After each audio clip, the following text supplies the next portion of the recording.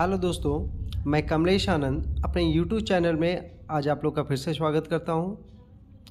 आज हम डिस्कस करेंगे झारखंड एसएससी सीजीएल 21 सितंबर के क्वेश्चन पर।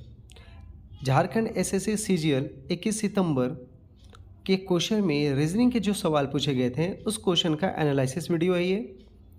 इस वीडियो के थ्रू आउट आप लोग इस क्वेश्चन में जितने भी जो भी एग्ज़ाम में जो क्वेश्चन पूछे गए हैं उस क्वेश्चन का एनालिसिस आप लोग कर सकते हैं। फाइनली झारखंड एसएससी सीजीएल का एग्ज़ाम जो कई सालों से नहीं हो पा रहा था और जब हुआ तो किसी कारणवश वह कैंसिल कर दिया गया। फाइनली वो परीक्षा हो गई है। स्टूडेंट्स का फीडबैक भी आ चुका है। क्वेश्चन का लेवल बड़ा ही स्टैंडर्ड था, बड़ा ही मज़ेदार सवाल पूछे गए थे। खासकर जीएस और साइंस का क्वेश्चन बहुत ही डिफ़िकल्ट रखा गया था। उसमें Jharkhand GS, mathematics, reasoning, computer, GS और साइंस के सवाल पूछे गए थे, जिसमें से 20 सवाल रीजनिंग से पूछे गए थे। उसके एक एक क्वेश्चन आपके सामने डिस्कस किया जाएगा। तो चलिए, ये पहला क्वेश्चन आपके सामने डिस्कस किया जा रहा है। दिए गए क्वेश्चन नंबर 71, यहाँ से आप लोग का रीजनिंग का क्वेश्चन स्टार्ट होगा। दिए गए विकल्पों में से संबंधित शब्द अक्षर संख्या का चयन करें। तो ये क्वेश्चन जब भी ध्यान दीजिएगा, ये सेमी रेशियो और प्रोपोर्शन का साइन दिया गया है, 2 बूंदा 4 बूंदा दिया गया है, तो तुरंत डिटरमाइन हो जाना है कि भाई ये एनालॉजी का क्वेश्चन है। तो एनालॉजी का क्वेश्चन में क्या लिखा है? PZQW, उसके बाद लिखा है NXOU। तो हमें ये पकड़ना है कि PZQW का NXOU से क्या रिलेशन है। तो हमें पता है P, पहला जो लेटर है P से 2 लेटर पीछे जाएंगे तो आ जाएगा N, Z से 2 लेटर पीछे जाएंगे आ जाएगा X, Q से 2 लेटर पीछे जाएंगे आएगा O और W से 2 लेटर पीछे जाएंगे आएगा U। सिमिलर F से 2 लेटर पीछे जाइएगा तो आपका आएगा D, फिर I से 2 लेटर पीछे जाइएगा तो आ जाएगा G। हालांकि पूरा लिखने का जरूरत नहीं है, जैसे ही पहला लेटर आया D से एक ही ऑप्शन स्टार्ट होता है, ऑप्शन नंबर C आपका आंसर बन जाएगा। क्लियर? क्वेश्चन नंबर 2 में जाते हैं। ब्लड रिलेशन से ये क्वेश्चन है, P और Q बहनें हैं। तो अगर P और Q बहनें हैं तो P और Q तो एक ही जनरेशन के होंगे। अब एक ही जनरेशन को एक साथ लिखना है तो भाई P और Q बहन है। अगर P और Q बहन है तो दोनों माइनस हो जाएगा। फिर क्या बोल रहा है? R और S भाई है। तो R और S भाई हैं, तो अगर R और S भाई हैं तो दोनों एक ही जनरेशन के होंगे भाई। R और S भाई हो गए और दोनों भाई हैं तो दोनों मेल मेंबर हो जाएंगे, दोनों मेल मेंबर।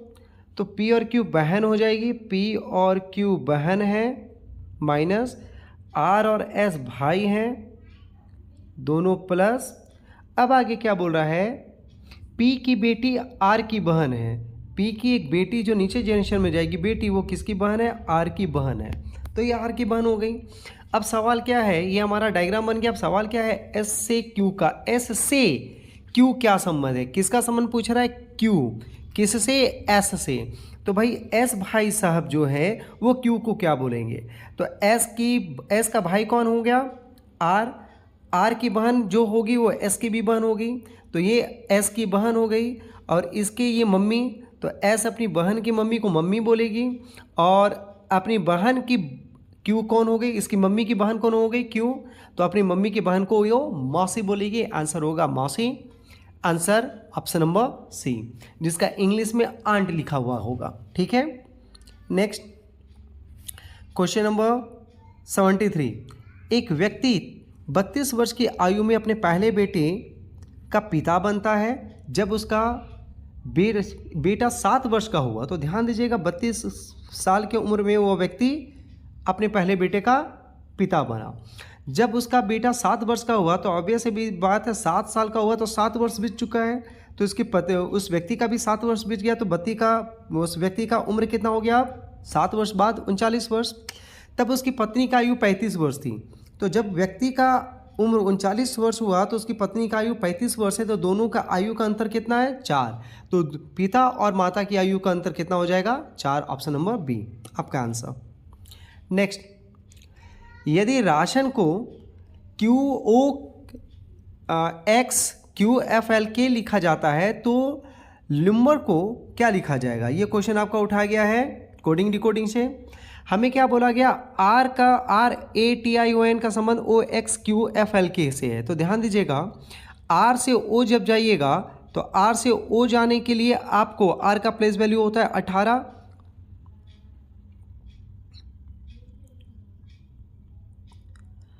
आर का प्लेस वैल्यू होता है 18 और इसका कोड क्या लिखा है ओ एक्स क्यू एफ एल के। तो हमें पता है आर का प्लेस वैल्यू होता है 18, 18 से ओ का प्लेस वैल्यू 15 में जाने के लिए आपको -3 करना होगा। ए से एक्स जाने के लिए भी -3, टी से क्यू जाने के लिए भी -3, आई से एफ जाने के लिए -3, ओ से एल जाने के लिए -3 और एन से के जाने के लिए भी -3। मतलब सभी में क्या कर रहा है, -3 कर रहा है। तो सेम कंडीशन हम भी अप्लाई करेंगे। क्या करना है, सभी में -3 कर देना है। -3 करेंगे हमारा आंसर आ जाएगा। तो चलिए -3 करके आंसर देखते हैं। -3 जब किया जा रहा है, -3 जब करेंगे तो क्या होगा, हमें निकालना है किसका, नंबर का, LUMBER। सभी लेटर में 3 माइनस करना है ना। एल में 3 माइनस करेंगे, एल का प्लेस वैल्यू होता है 12 में -3, 9 में क्या आएगा, आई। ठीक है। दूसरा यू का प्लेस वैल्यू होता है 21, 21 में -3 करेंगे आएगा 18 में आता है आर। तो I R option number D, direct हमारा आंसर आ रहा है ऑप्शन नंबर डी, क्योंकि आई आर से कोई भी ऑप्शन आंसर और नहीं दिया गया। ठीक है। नेक्स्ट क्वेश्चन में आते हैं। नेक्स्ट क्वेश्चन का क्या बोला गया है, ए स्टार बी का अर्थ है ए को बी से गुना करना है। ए स्टार बी का अर्थ है ए को बी से गुना करना है। A@B का अर्थ है ए को बी से भाग दे।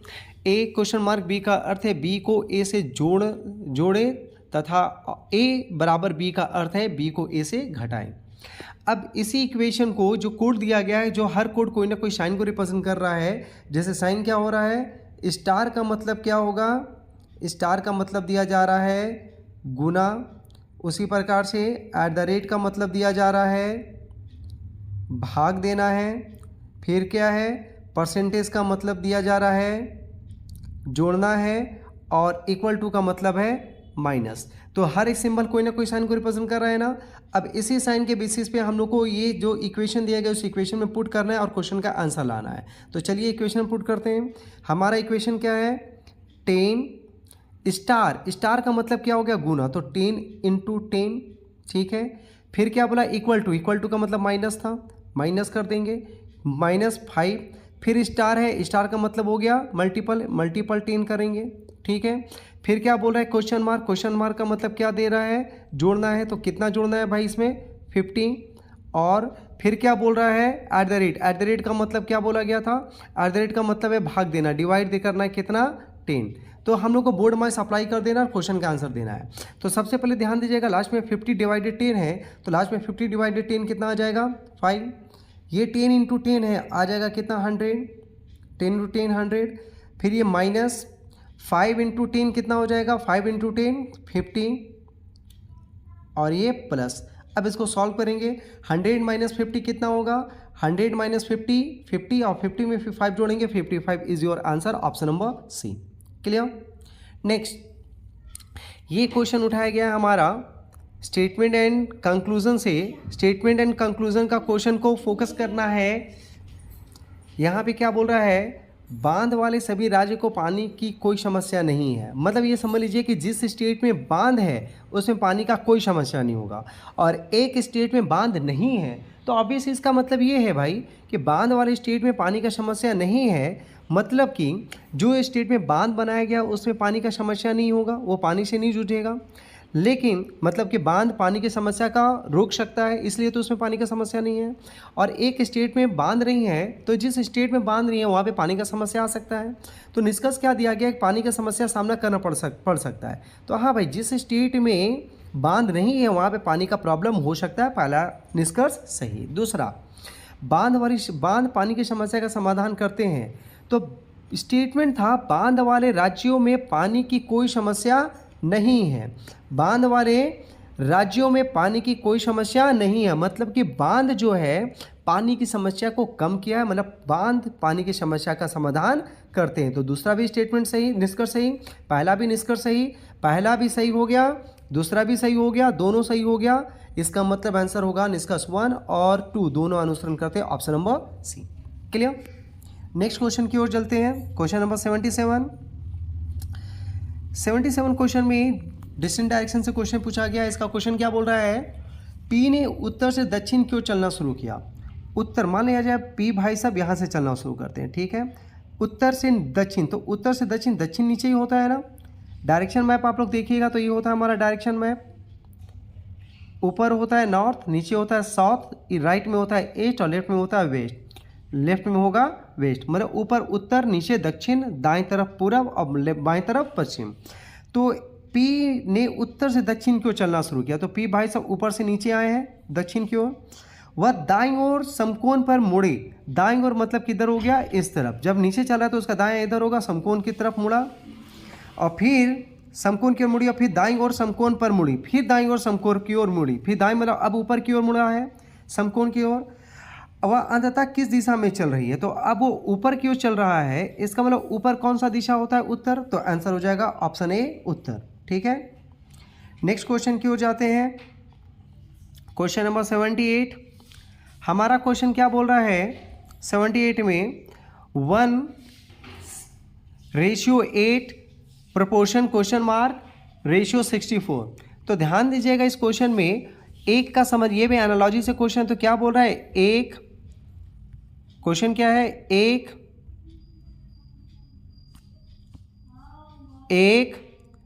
8 क्वेश्चन मार्क 64। तो नंबर देखते ही हमें पता चला कि भाई एक तो 1 का क्यूब है, 8 तो 2 का क्यूब है, और लास्ट में 4 का क्यूब है।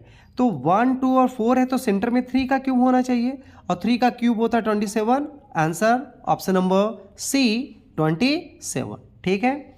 नेक्स्ट क्वेश्चन में जंप करते हैं, क्वेश्चन नंबर 79 में। क्वेश्चन नंबर 79 क्या बोल रहा है, क्वेश्चन नंबर 79 हमारा बोलता है कि भाई एक मेंढक 4.5 मीटर गहरे कुएं, सूखे कुएं में फिसलने वाली दीवारों के साथ बाहर निकलने की कोशिश करता है। हर बार मेंढक 30 सेंटीमीटर कूदता है और 15 सेंटीमीटर नीचे फिसल जाता है। कुएं से बाहर निकलने के लिए मेंढक को कितने कूदों की आवश्यकता होगी। तो जब भी ऐसा सवाल आपके पास आए, आप सबसे पहले टोटल डिस्टेंस कितना है वो निकाल लीजिए। तो टोटल दिया 4.5 मीटर, 4.5 मीटर, और यहाँ पे दिया सेंटीमीटर, तो पहले मीटर को सेंटीमीटर में कन्वर्ट कीजिएगा। तो 4.5 मीटर को जब सेंटीमीटर में कन्वर्ट कीजिएगा तो भाई आ जाएगा 450 सेंटीमीटर। और कितना सेंटीमीटर का कूदता है, 30 सेंटीमीटर। तो जितना वो एक बार में कूदता है उसको माइनस कर देना, आ जाएगा कितना, 420, ठीक है। लेकिन वो 30 सेंटी, ये तो आ गया 420, 30 सेंटीमीटर को रिजर्व करना है। क्यों रिजर्व करना है, क्योंकि भाई एक जो कूद होगा वो 30 सेंटीमीटर का होगा, और उसके बाद वो फिसलन करता है। लेकिन ये जो एक फाइनल जो कूद होता है 30 सेंटीमीटर, उसको फाइनल जंप हम लोग कहेंगे। कि जब आप किसी भी बिल्डिंग में या कहीं भी आप चढ़िएगा और 30 सेंटीमीटर आप मान लीजिए कूद रहे हैं, और कूदने के बाद 15 सेंटीमीटर फिसल भी रहे हैं, लेकिन जब आपका आखिरी डिस्टेंस 30 सेंटीमीटर है, तो 30 सेंटीमीटर कूदने के बाद आप सबसे शिखर में पहुंच जाइएगा तो फिसल तो नहीं पाइएगा। तो इसलिए 30 सेंटीमीटर लास्ट जंप होता है, ये एक जंप होता है, लास्ट का एक जंप 3 सेंटीमीटर का होगा, ठीक है। तो आपको टोटल जंप लेना है 420 इसके अलावा। लेकिन 420 सेंटीमीटर का जंप में आपको पता होना चाहिए कि एक जंप 3 सेंटीमीटर का होगा, लेकिन इसमें 15 सेंटीमीटर वो फिसल जाता है। मतलब उसका जंप हो रहा है मात्र 30 सेंटीमीटर, 15 सेंटीमीटर जाने के बाद 15 ही सेंटीमीटर का। तो 420 सेंटीमीटर को 15 से डिवाइड कीजिए, 28 बार में कट जाएगा। तो 28 बार वो 15 सेंटीमीटर का जंप लेगा, और एक बार फाइनल 30 सेंटीमीटर, तो हो जाएगा 450। तो 28 और एक जंप लास्ट में, 28 और 1 29, ऑप्शन नंबर बी आपका आंसर हो गया कि वह 29 जंप में मेंढक अपने कूदों की आवश्यकता को कुएं से बाहर निकल जाएगा, ठीक है। नेक्स्ट सवाल, निम्नलिखित शब्दों को शब्दकोश के क्रम में अनुसार व्यवस्थित करें। तो जब भी कोई क्वेश्चन दिया जाएगा जिसको डिक्शनरी के अकॉर्डिंग अरेंज करना है, उसे आप लोग क्या कीजिएगा कि डिक्शनरी में कोई भी वर्ड को जिस तरह से रखा गया है, एक मोटी सी डिक्शनरी में बहुत सारे लाखों वर्ड को रखे गए हैं, तो लाखों वर्ड को जिस बेसिस पे रखा गया उसी बेसिस पे आपको अरेंज करना है। तो हर वर्ड का, या दूसरी लैंग्वेज में समझिएगा कि अगर आपके पास डिक्शनरी है, आपको कोई एक वर्ड का मीनिंग ढूंढना है, तो कैसे ढूंढिएगा उस मोटी से। तो दूसरे लैंग्वेज में जिस तरह से आपके पास एक मोटी सी डिक्शनरी है, और उस मोटी सी डिक्शनरी को अरेंज करने के लिए सबसे पहले क्या करना है, उस मोटी सी डिक्शनरी में अगर किसी वर्ड का मीनिंग आपको ढूंढना रहेगा तो आप क्या करेंगे, उसके अल्फ़ाबेट के बेसिस पे जाएंगे ना, तो अल्फ़ाबेट के अकॉर्डिंग इसको अरेंज कर दीजिए। तो देखिएगा 4 ऑप्शन में हर वर्ड डी से स्टार्ट है, तो सेकेंड लेटर में हम लोग जाते हैं। सेकेंड लेटर में क्या वाई है, डब्ल्यू है, डब्ल्यू है, वाई है, तो डब्ल्यू से ही स्टार्ट होगा क्योंकि अल्फ़ाबेट में डब्ल्यू पहले आता है। तो डब्ल्यू वाला ऑप्शन है 2B और 3B। तो 3 में DWE है, लेकिन ऑप्शन 2 में DWI है। तो पहले DW के बाद E आएगा, मतलब 3 नंबर वर्ड पहले आएगा, फिर 2 नंबर वर्ड आएगा। तो 3 2 के बाद 1 और 4 में जो भी आना है वो उसको बाद में देखा जाएगा। 3 2 पहले आना चाहिए, जो ऑप्शन नंबर 1 में है, ए में दिया गया है 3 और 2। तो ऑप्शन नंबर ए हमारा आंसर बन जाएगा 3 और 2 के साथ 3 2 4 1। क्लियर। Next question number 81। हालांकि ये मैथमेटिक्स रीजनिंग के क्वेश्चन में मैथमेटिक्स का क्वेश्चन आ गया है, तो मैथमेटिक्स का इस क्वेश्चन को भी थोड़ा सा समझ लेते हैं कि क्या होगा और उसके बेसिस पे आंसर दे देते हैं। हालांकि ये रीजनिंग का क्वेश्चन नहीं है। तो क्वेश्चन क्या है, एक संख्या n 9 को 99 बार लिखा गया, मतलब कि 9 जो है कोई एक संख्या है। संख्या बहुत सारे अंकों को मिलकर बनाया जाता है, तो ये जो संख्या है उस संख्या में 9 लिखा गया, सिर्फ 9 ही 9 लिखा गया। 9 को कितनी बार लिखा है, 99 बार। अब 99 बार को 9 लिखा गया है, तो क्या करना है कि आपको 13 से विभाज्य करना है। 13 से विभाज्य करने के बाद आपको बताना शेषफल क्या होगा। तो एक ध्यान दीजिएगा, कोई भी अंक अगर बार बार रिपीट होगा, तो अगर कोई अंक 6 बार रिपीट होता है तो 13 से पूर्णतः कट जाएगा। मतलब 6 पहला जो 9 है 99 बार लिखा गया है, तो शुरू जो 6 बार लिखा गया होगा 9 9 9 9 9, 13 से भाग हो जाएगा। फिर 9 9 9 9 9 9 9 9 और 9, फिर 6 बार, ये भी पूरा 13 से भाग हो जाएगा। तो इस तरह से पकड़िए आखिर कितनी बार 9 6 बार लिखा जाएगा 99 बार में। तो 99 बार में 16 बार आप 6 बार 6 का ग्रुप बना सकते हैं। तो 16 बार जो 6 का ग्रुप बनेगा, 16 बार जो 6 का ग्रुप बनेगा 9 का, वो 16 बार कट जाएगा 13 से डिवाइड करके। ठीक है, तो 16 बार 96 9 हो गया। एक ग्रुप में 6 9 होगा, तो 16 ग्रुप में 96 9 होगा, वो कट गया। लास्ट में कितना 9 बचा, 3। तो बस लास्ट का 3 9 999 को ही आपको 13 से डिवाइड करना है, और जब डिवाइड कीजिएगा तो आपका रिमाइंडर बचेगा 11, आपका answer. Clear. Next question number 82 का क्वेश्चन क्या बोल रहा है कि यदि n के किस मान के लिए संख्या 10 का पावर n प्लस 1 के अंकों का योग 2 होगा। तो ध्यान दीजिएगा, जब भी ऐसा क्वेश्चन रहेगा तो n का वैल्यू कुछ भी आप मान लीजिए, उसका योग 2 ही आता है। तो ये कब होता है, जब किसी भी पूर्ण संख्या n के लिए हो, कोई भी पूर्ण संख्या n के लिए हो, कोई भी पूर्ण संख्या मतलब कोई भी एक फुल नंबर, चाहे आप पूर्ण संख्या 1 n के जगह रख दीजिए, पूर्ण संख्या 2n की जगह रख दीजिए, 3n की जगह रहिए, उसका वैल्यू 2 ही आएगा, और इसलिए इसका आंसर हो जाएगा बी। Question number 83। संख्या 3798125 P 369 को 7 से विभाज्य किया जाए तो अंक P का मान क्या होगा। तो इसको जब सॉल्व किया गया तो इसका आंसर क्या आ रहा है, बी। इसका आंसर आ जाएगा बी। नेक्स्ट क्वेश्चन आते हैं। दिए गए विकल्पों में संबंधित शब्दों का अक्षर को संख्या को ज्ञात करें। देखिएगा, ये भी आपका 2 बूंदा 4 बूंदा लिखा गया, रेशियो प्रोपोर्शन दिया गया। इसका मतलब ये अभी एनालॉजी का क्वेश्चन है। तो ये एनालॉजी का तीसरा क्वेश्चन मुझे दिखाई दे रहा है 21 सितंबर 2024 झारखंड एसएससी सीजीएल के एग्जाम में।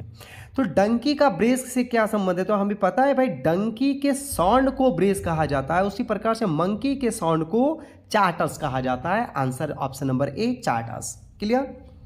क्वेश्चन नंबर 85 में जम करते हैं। 85 क्या बोल रहा है, 17 + 17 2895। तो हम क्या नोटिस कर रहे हैं, 17 + 17 की जगह 17 का स्क्वायर करेंगे, 17 × 17 तो आ जाएगा 289, और लास्ट में रख दिया 5, 2895 हो गया। सिमिलर 18 + 18, तो 18 का स्क्वायर करते हैं 324, 18 का स्क्वायर क्या होगा 324, लास्ट में रख देते हैं 5, लिख दिया है 3245, है ना वही नंबर। उसी प्रकार से 19 × 19, तो 19 का स्क्वायर 361, लास्ट में रख दिया 5, हो गया वही। तो उसी प्रकार से 23 × 23, तो 23 का स्क्वायर होता है क्या, 23 का स्क्वायर होगा 529, और लास्ट में रख दिया जाएगा 5, तो आंसर होगा 5295। ऑप्शन नंबर डी आपका आंसर इसमें कंसिडर हो जाएगा। ठीक है, अगले क्वेश्चन की ओर तरफ चलते हैं। क्वेश्चन नंबर 86, ध्यान दीजिएगा, ये 86 जो है पेपर फोल्डिंग का क्वेश्चन है, तो इसमें थोड़ा ज़्यादा ध्यान देना पड़ेगा। पेपर फोल्डिंग का क्वेश्चन बेसिकली मैं क्लास में जब भी क्वेश्चन पढ़ाया हूँ पेपर फोल्डिंग का, उसको मिरर इमेज और वाटर इमेज के हेल्प से ही बनाया हूँ। तो ध्यान दीजिएगा, ये जो पेपर है, इस पेपर को जब फोल्ड किया गया तो फाइनली इस पेपर को जब फोल्ड करने के बाद यहाँ पे कट मार्क किया गया है, तो ध्यान दीजिएगा ये हमारा पूरा पेपर था, ये ट्राइंगल, और ट्राइंगल के अंदर, ठीक है, ये हमारा था ट्राइंगल, और ट्राइंगल के अंदर इस तरह से ट्राइंगल रखा गया और कट करके, और इसके बाद नहीं, ये उल्टा ट्राइंगल है, ये उल्टा ट्राइंगल है, ठीक है, और इसके अंदर इस तरह से फोल्ड किया गया है कि इसको इधर फोल्ड किया गया, इसको इधर फोल्ड किया गया, और ये कोना इधर फोल्ड किया गया, तो ये ट्राइंगल बना, और इसके बाद इसको कट किया गया यहाँ पर। तो ध्यान दीजिएगा जब इसको कट किए हैं तो ये तो कट हो गया भाई। अब इसको जब ओपन कीजिएगा तो इसको, तो ये वाला पार्ट नीचे ओपन होगा ना, तो ये यहाँ पर इसका कट मार्क आएगा, और जब इसको इधर ओपन कीजिएगा तो इधर ओपन करने के कारण इसका कट मार्क इधर चला जाएगा और इधर कट मार्क चला जाएगा। तो ये हमारा आंसर होगा कि यहाँ पे एक ट्राइंगल कटा होना चाहिए, एक ट्राइंगल यहाँ कटा होना चाहिए, और यहाँ पे एक डायमंड शेप का ट्राइंगल होना चाहिए, जो ऑप्शन नंबर सी दिखा रहा है। आंसर ऑप्शन नंबर सी हो जाएगा, ठीक है। नेक्स्ट, ये आ रहा है 87 नंबर क्वेश्चन, जो वाटर इमेज के रिप्रेजेंट कर रहा है कि दी गई आकृति का जल प्रतिबिंब, वाटर इमेज क्या होगा। तो भाई वाटर इमेज के क्वेश्चन पे हम लोग फोकस करेंगे। इसका वाटर इमेज बनाना है किसका, ग्रुप और 649। तो वाटर इमेज में मिरर को नीचे रखा जाता है और इसका वाटर इमेज बनाया जाता है। तो ध्यान दीजिएगा मिरर का एक लॉजिक क्या है कि मिरर के नज़दीक में जो भी ऑब्जेक्ट होगा उस ऑब्जेक्ट का इमेज मिरर नज़दीक में बनाएगा, और जो ऑब्जेक्ट दूर में होगा उसका इमेज दूर में होगा बनाएगा। तो देखिएगा मिरर के नज़दीक में क्या है, नंबर, तो पहले नंबर का इमेज बनाएंगे। तो 649, 6 इस तरह से हो जाएगा, 4 इस प्रकार से हो जाएगा, और 9 हमारा इस प्रकार से बन जाएगा, ठीक है। ये हमारा 649 हो गया, ठीक है। ये हमारा नंबर। अब ग्रुप है, मिरर के दूर में ग्रुप है, तो इसका इमेज बनाते समय मिरर ग्रुप को दूर में रखेगा। तो मिरर के ग्रुप का इमेज क्या बनेगा, वाटर इमेज, तो जी का उल्टा बन जाएगा इस प्रकार से, ये हमारा जी हो गया। फिर आर हो जाएगा ये, फिर ओ का ओ, यू उल्टा होता है, और पी बनेगा इस प्रकार से। तो ये ग्रुप हो गया, और 649, तो ये किस में दिख रहा है भाई, ऑप्शन नंबर सी हमारा आंसर बन जाएगा, ऑप्शन नंबर सी। इस क्वेश्चन के लिए पर्टिकुलर सुटेबल आंसर क्या हो गया, ऑप्शन नंबर सी, ये हमारा आंसर बन जाएगा, ठीक है। क्वेश्चन नंबर 88 में आते हैं। इंसर्टिंग और मिसिंग कैरेक्टर से ये क्वेश्चन पूछा गया है। चैप्टर का नाम है इंसर्टिंग और मिसिंग कैरेक्टर, क्वेश्चन नंबर 88 का, जिसको नंबर पजल भी बहुत सारे लोग कहते हैं। तो इसमें नंबरिंग क्या दिया गया, 21, 56, 70, 45, 87, 84, 115, 180 क्वेश्चन मार्क। तो मैक्सिमम क्वेश्चन का जो अप्रोच होता है कि लार्जेस्ट वैल्यू आपको लाना है। तो लार्जेस्ट वैल्यू तो इधर से आ रहा है ना भाई, 21, 45 और 115, लेकिन लार्जेस्ट वैल्यू का लॉजिक इसमें अप्लाई नहीं करेगा। इसमें क्या अप्लाई करेगा, 21 और 56 का डिफरेंस कितना होता है, 21 और 56 का डिफरेंस होता है 35, और 35 इंटू 2 कीजिएगा आ जाएगा 70। सिमिलर देखिएगा दूसरा रो में क्या है, 45, 87, 45 और 87 का डिफरेंस कीजिएगा, तो 45 और 87 का डिफरेंस करने पे आपका आ जाएगा 42, और 42 को 2 से मल्टीपल कीजिएगा आ जाएगा 84। सिमिलर 115 और 180 का डिफरेंस निकालना है। तो 115 और 180 का डिफरेंस अगर निकालिएगा तो आपका आएगा 65, और 65 को इंटू 2 करेंगे, आंसर आ जाएगा 130, 130। क्लियर है। अगले क्वेश्चन पे ये और जंप करते हैं। Question number 89। ये क्वेश्चन बड़ा ही मज़ेदार है। जितना भी क्वेश्चन आपके सामने दिखाया गया इसमें से बहुत सारा क्वेश्चन मैंने क्लास में डिस्कस किया है, और 89 नंबर क्वेश्चन ये जो काउंटिंग फिगर का ये भी मैंने क्लास में डिस्कस कर चुका हूँ, ठीक है। तो इस तरह से बहुत सारा क्वेश्चन है, 89 हो गया, 90 हो गया, बहुत सारा सेम डेटा का सेम क्वेश्चन, बहुत सारा तो सारा नहीं बोलूँगा, लेकिन 3-4 क्वेश्चन ऐसा है जो मैंने क्लास में डिस्कस किया है अपने मतलब कि रेगुलर क्लासेस में। और जितना भी क्वेश्चन है, सारा का सारा क्वेश्चन, जितना भी क्वेश्चन मैं क्लास में डिस्कस करता हूँ, सभी का सभी क्वेश्चन उसी पैटर्न पे बेस्ड है। सारा का सारा क्वेश्चन उसी पैटर्न पे आया। तो अगर आपका कंसेप्ट क्लियर है, पैटर्न क्लियर है, तो सारा क्वेश्चन का आंसर आएगा। तो इसमें क्या, इस आकृति में कितने त्रिभुज है, तो आप लोग को मैंने बताया था कि जब भी ऐसा आकृति रहेगा, एक लाइन खींच देगा, तो आपको नंबरिंग करना है 1 और 2, और दोनों को जोड़ दीजिएगा, 2 और 1 3 ट्राइंगल दिखाई देगा। तो सेम ये है ना, यहाँ पे कितना आएगा 3 ट्राइंगल, नीचे वाले में भी कितना आएगा 3 ट्राइंगल, 3 और 3 6 हो गया, फिर ये 7, 8, 9, 10 ट्राइंगल यहाँ तक आ गया है। 10 ट्राइंगल के बाद जब आप आगे गिनिएगा तो 10 के बाद देखिएगा ये एक है, ये एक ट्राइंगल 11, ठीक है। उसी प्रकार से ये उल्टा देखिएगा 12, और एक कंप्लीट बड़ा वाला 13 और ये कंप्लीट बड़ा वाला 14। Total number of triangle is 14। Clear. Last question 90 number में देख रहे हैं कि दिल्ली, श्रीलंका और एशिया का आपका सर्कल ढूंढना है, तो इसे कहते हैं Venn diagram. Logical Venn diagram इसे कहा जाता है। इसको लॉजिक के बेसिस पे आपको क्वेश्चन पकड़ना है कि भाई दिल्ली, श्रीलंका और एशिया में क्या रिलेशन है, कौन सा डायग्राम उसको रिलेशन को रिप्रेजेंट कर रहा है।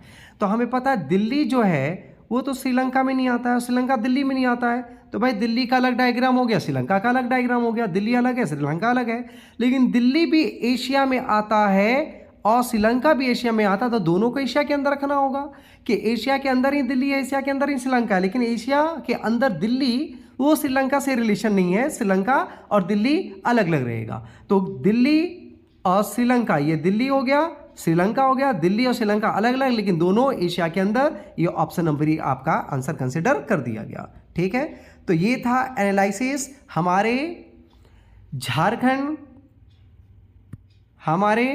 झारखंड एसएससी सीजीएल 2024 21 सितंबर के रीजनिंग का। तो इसके साथ ये वीडियो यहाँ पे समाप्त होता है और आप लोग अपने अपने आंसर का एनालिसिस कर लीजिए और अगले वीडियो में जेएसएससी सीजीएल 2024 21 सितंबर के जो झारखंड जीएस का क्वेश्चन पूछा गया था उसके वीडियो का एनालिसिस किया जाएगा। तो वो नेक्स्ट वीडियो आप लोग को अपलोड किया कर दिया जाएगा। और ये वीडियो आप लोग को कैसा लगा ये नीचे कमेंट बॉक्स में कमेंट कीजिएगा। और जो नए हैं वो कृपया करके इस चैनल को सब्सक्राइब कर दीजिए, शेयर कर दीजिए, लाइक कर दीजिए और वीडियो पसंद आए तो कमेंट जरूर कीजिएगा। धन्यवाद।